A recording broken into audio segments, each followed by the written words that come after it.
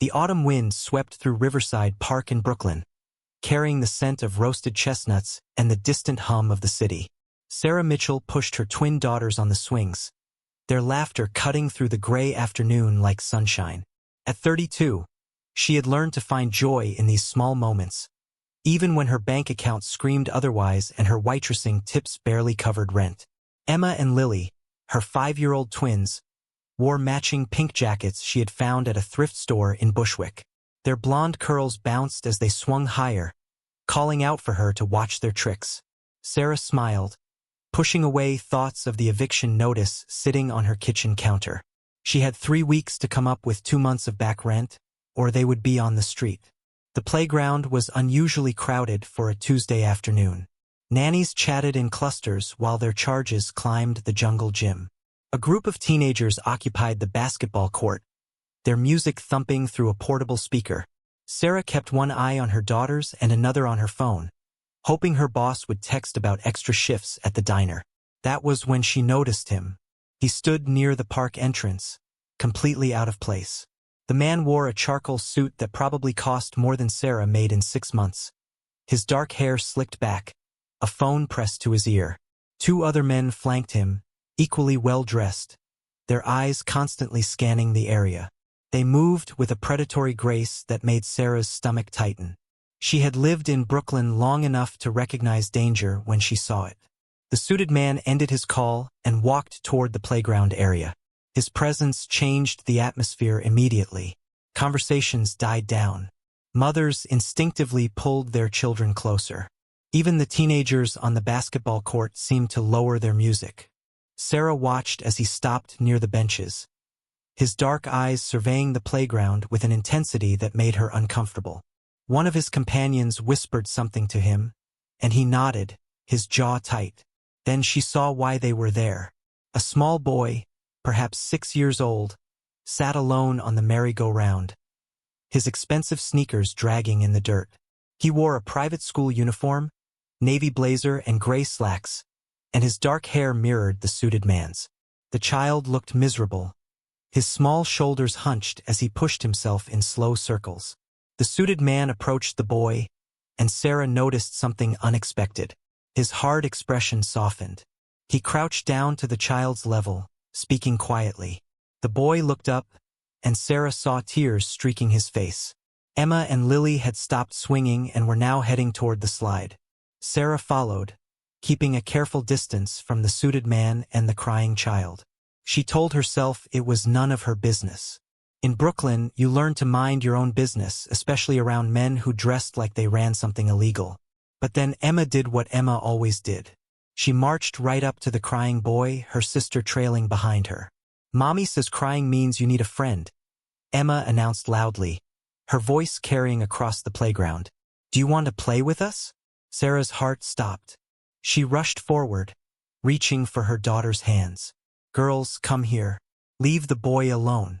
The suited man stood up, his full height towering over Sarah. Up close, she could see the scar along his jawline, the cold calculation in his dark eyes. This was not a man you interrupted. This was not a man whose son you bothered. "I'm so sorry," Sarah stammered, pulling her daughters back. They didn't mean to intrude. The man studied her with an intensity that made her skin crawl. His companions moved closer, forming a wall of expensive fabric and barely concealed threat. The playground had gone completely silent. Even the children seemed to sense something was wrong. The little boy on the merry-go-round looked up, his wet eyes meeting Emma's friendly smile. "Can I play with them, Papa?" he asked, his voice small and desperate. The suited man's expression flickered with something Sarah couldn't quite read. Pain, perhaps, or regret. He looked at his son, then at the twin girls who stood there without fear, offering the one thing his money apparently couldn't buy: friendship. "No, Alessandro," the man said quietly, his voice carrying a hint of an Italian accent. "We need to go." "But Papa, now." The word was final, absolute. The little boy's face crumpled, fresh tears spilling down his cheeks. Emma and Lily looked confused, hurt even, as the suited man took his son's hand and began leading him away. Sarah should have felt relieved. Instead, She watched a lonely child being pulled away from the first children who had offered him kindness, and something in her chest ached. She had no idea that this moment, this brief intersection of their worlds, was about to change everything. 3 days later, Sarah was wiping down tables at Murphy's Diner when her phone buzzed. The screen showed an unknown number. She almost ignored it, but something made her answer. "Miss Mitchell?" A smooth male voice asked. "My name is Vincent Romano. We met briefly at Riverside Park." Sarah's hand tightened around her phone. She remembered those cold eyes, that expensive suit, the way everyone in the playground had frozen when he appeared. "I don't know what you want, but my daughters and I want nothing to do with." "My son hasn't stopped talking about your girls," the man interrupted. "He wants to see them again. I'm calling to arrange a playdate." Sarah almost laughed. Playdate? With a man who looked like he belonged in a crime thriller? That's not possible. "I'm sorry about your son, but we can't. I'll pay you." The words hung in the air. Sarah's shift manager shot her a warning look from across the diner. She turned away, lowering her voice. "Excuse me? $500. 1 hour. Tomorrow at the park. Your daughters play with Alessandro. I'll have my men ensure everyone's safety." "This is insane," Sarah whispered. "You can't just buy friends for your kid." "Miss Mitchell," Vincent's voice turned colder. "I've spent 3 days watching my son cry himself to sleep because he finally met children who treated him like a normal boy instead of the son of a monster. So yes, I absolutely can buy him 1 hour of normal childhood. The question is whether you need the money badly enough to say yes." Sarah thought of the eviction notice, the empty refrigerator, Emma's shoes with holes in the soles that she kept covering with duct tape. 2,000, she heard herself say. 2 hours. Public place only. And if anything feels wrong, we leave immediately. There was a pause, then something that might have been respect in Vincent's voice. "Done. Tomorrow at 2. Riverside Park." He hung up before she could change her mind. That night, Sarah lay awake questioning every decision that led to this moment. She knew what Vincent Romano probably was. She had seen enough movies, heard enough stories about men in expensive suits who controlled Brooklyn's shadows. But Alessandro's tear-stained face kept appearing in her mind, and her own daughter's confusion when they were told they couldn't play with the sad boy. The next afternoon, Sarah arrived at the park with Emma and Lily, her heart hammering against her ribs. Vincent was already there, Alessandro beside him, the boy's face lighting up the moment he saw the twins. 2 hours, Vincent said quietly, handing Sarah an envelope. His fingers were covered in expensive rings, one with what looked like a family crest. "My men will stay at a distance, but they're watching. Nobody will bother you." "What exactly are you?" Sarah asked, unable to stop herself. Vincent's smile was cold and sad at the same time. "I'm a father who can't give his son the one thing he needs most. Normal." The 2 hours passed like minutes. Alessandro transformed before their eyes, his shy demeanor melting away as Emma and Lily pulled him into their world of imagination. They built sandcastles in the playground sandbox, raced across the monkey bars, and created an elaborate game involving dragons and knights that only children could understand. Vincent watched from a bench, his usual mask of control slipping every time his son laughed. Sarah sat nearby, counting the money in the envelope. $2,000. Enough to buy her 2 more months in that apartment. Maybe 3 if she stretched it. "Miss Mitchell," Vincent said suddenly, his voice cutting through her thoughts. "How long have you been struggling?" Sarah's defenses went up immediately. "That's none of your business. My son is playing with your daughters. That makes it my business." He gestured toward the children. "They're wearing second-hand clothes. You work at a diner in Sunset Park. You live in a rent-controlled building in East New York that should have been condemned 5 years ago." Sarah's blood ran cold. "You had me investigated?" "I investigate everyone who comes near my son." Vincent's tone was matter-of-fact, not apologetic. "You're $22,000 in debt. Medical bills from when your daughters were born premature. Your ex-husband disappeared before they turned 1. You've been denied for every loan you've applied for in the past year." "Stop," Sarah whispered, humiliation burning through her chest. I'm not trying to hurt you. Vincent leaned forward, his dark eyes intense. I'm trying to understand why a woman who clearly loves her children would risk meeting with someone like me for money. Because loving them isn't enough when you can't feed them, Sarah shot back, anger replacing embarrassment. Because working 2 jobs still leaves you short every month. Because the system is rigged and people like you, she gestured at his designer suit, live in a completely different world. Vincent was quiet for a moment. Then he did something unexpected. He smiled, but it was sad, almost bitter. You think I live in a better world? He watched Alessandro tackle Emma in a gentle hug, all 3 children rolling in the grass with pure joy. My son has everything except what matters. I can buy him anything except friends who want nothing from him, who see him, not his last name. Sarah felt something shift between them, a recognition. They were both trapped, just in different cages. What do you want from us? She asked quietly. Vincent stood, buttoning his suit jacket. Same time next week. Same payment. Give my son what I can't. If you're moved by their story and want to see how this impossible friendship changes everything, take a moment to subscribe to the channel, because what happens next will shake both their worlds. 6 weeks passed. What started as a desperate transaction became something neither Sarah nor Vincent expected. Every Tuesday and Thursday, the children played while 2 broken adults learned they weren't as different as they thought. Vincent began arriving earlier, staying later. He asked about Sarah's life with genuine curiosity. She learned his wife had died 2 years ago from cancer, leaving him alone to raise Alessandro while running an empire built on fear and loyalty. The boy had inherited his mother's gentle heart in a world that demanded ruthlessness. You're teaching him something I never could, Vincent admitted one evening as they watched the children chase fireflies. How to be soft in a hard world. Sarah found herself looking forward to those afternoons. Vincent was dangerous, yes, but he was also unexpectedly thoughtful. He noticed when Emma's inhaler was running low and had a replacement delivered to Sarah's apartment. When Lily mentioned loving hot chocolate, he brought an expensive French brand the next week. Small gestures that felt enormous to someone used to fighting alone. But their fragile peace shattered on a cold November afternoon. Sarah arrived at the park to find Vincent's face carved from stone, his men surrounding him in tight formation. Alessandro wasn't there. We need to leave, Vincent said immediately, his hand gripping her arm. Now, what's happening? Where's Alessandro?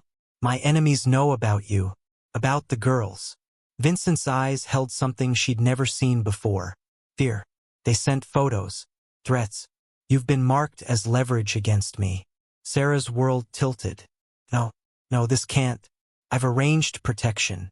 A safe house in Connecticut. You and your daughters leave tonight. New identities, new life. Everything paid for.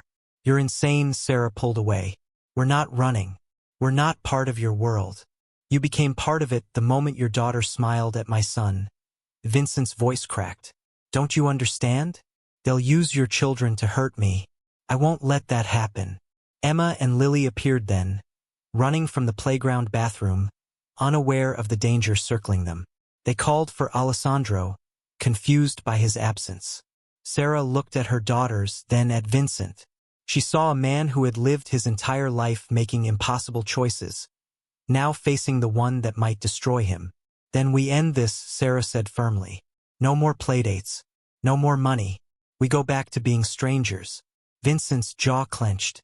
You think walking away makes you safe? They already know. The only thing protecting you now is me. Then protect us differently. Sarah's voice was steel. Don't make us run. Don't make us hide. Make them afraid to touch us. Vincent stared at her, something like admiration flickering across his face. You have no idea what you're asking. I'm asking you to be the man your son thinks you are. The one who keeps people safe, not the one who makes them disappear. Vincent made a choice that night that would reshape everything.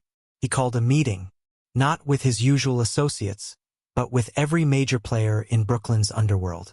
In a warehouse near the docks, under flickering industrial lights, he stood before men who had spent decades building empires on violence and fear. Sarah Mitchell and her daughters are under my protection, Vincent announced, his voice echoing through the concrete space. Anyone who touches them, looks at them wrong, even thinks about using them, answers to me personally. One of the older bosses, a man named Castellano, laughed. You're making civilians untouchable over what? Some woman you've been seen with at a playground? Vincent's expression didn't change. Yes. The room went silent. Everyone understood what this meant. Vincent Romano was drawing a line, declaring that his personal life was no longer separate from his professional one. It was a vulnerability, a weakness his enemies could exploit. But it was also a demonstration of power. He was daring anyone to challenge him. You're getting soft, Romano, another voice called out. Your father would be ashamed. Vincent's hand moved to his jacket, but he didn't draw a weapon. Instead, he pulled out his phone and displayed a photo. Alessandro, Emma, and Lily, covered in mud, laughing at something only they understood. My father built an empire by forgetting what mattered, Vincent said quietly. I watched him die alone, surrounded by money and emptied by regret. I won't make the same mistake. These children, this woman, they reminded me what I'm supposed to be protecting. What any of this is supposed to mean. He looked around the room, meeting every eye. So here's what happens. Word goes out tonight. Sarah Mitchell is family. Her daughters are family. The neighborhood around them becomes neutral ground.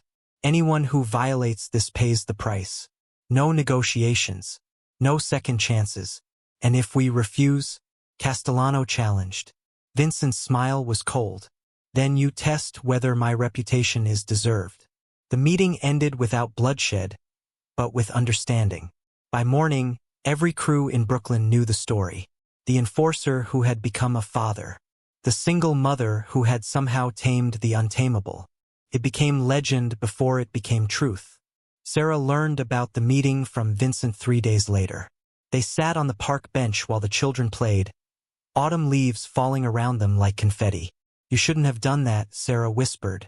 You've made yourself vulnerable. Vincent watched his son push Emma on the swings, Lily climbing the ladder behind them. I've spent 20 years being invulnerable. It made me powerful and empty. He turned to Sarah, and she saw something new in his eyes. Hope. Alessandro hasn't had nightmares since he met your daughters. He laughs now. Real laughs. That's worth more than any empire. Sarah felt tears burning her eyes. What happens now? Vincent reached out, his scarred hand covering hers. Now we figure out how to build something better. Together. 18 months later, the brownstone in Park Slope had become something nobody expected. A home. Sarah stood in the kitchen, sunlight streaming through windows that overlooked a private garden where 3 children chased each other with water guns. Emma and Lily had grown taller, their laughter mixing with Alessandro's as they navigated the obstacle course Vincent had built last spring. The transition hadn't been easy. Brooklyn whispered about the waitress who had captured the heart of its most feared man. Some said she was clever, playing a long game. Others claimed it was genuine. A love story born from broken pieces finding their fit. Sarah didn't care what they said anymore. Vincent appeared behind her, wrapping his arms around her waist, his chin resting on her shoulder. They look happy, he murmured. They are happy, Sarah corrected, leaning into him. We all are. The past year had transformed them both. Vincent had slowly stepped back from the darker aspects of his business, delegating to trusted lieutenants while focusing on legitimate enterprises. The community center he funded in East New York now bore his late wife's name. The scholarship program for single mothers was Sarah's idea. Alessandro attended public school now, his choice. He wanted to be normal like Emma and Lily. Vincent had struggled with the decision, worried about safety, but Sarah had convinced him. Their son needed to learn the world, not hide from it. I got the call from the bank, Vincent said quietly. The loan for your restaurant was approved. Sarah turned in his arms, eyes wide. Really? Really? Vincent smiled, that rare genuine smile he reserved only for her and the children. Murphy's Diner is about to have serious competition. Sarah had discovered her passion for cooking during late nights in Vincent's massive kitchen, creating meals that brought people together. The restaurant was her dream, a place where anyone could afford a good meal and feel like family. "Thank you," she whispered, kissing him softly. "Don't thank me. You earned this." Vincent cupped her face. "You earned all of it." Outside, Alessandro called for them. "Papa, Sarah, come play with us." They walked into the garden together, into the chaos of childhood joy and water-soaked clothes. Sarah watched Vincent pretend to be a monster chasing 3 screaming children, this dangerous man who had learned to be gentle. She thought about that first day at the playground, the scared woman counting tips, the lonely boy on the merry-go-round, the father who thought love was something you bought. They had all learned differently. If this story touched your heart, we'd be grateful if you'd hit that like button and subscribe to see more stories of unexpected connections and second chances. Share your thoughts in the comments below. What would you have done in Sarah's situation? And if you have ideas for our next story, we'd love to hear them. Thank you for watching until the very end. Your support means everything. Until next time, remember that sometimes the most beautiful families are the ones we choose.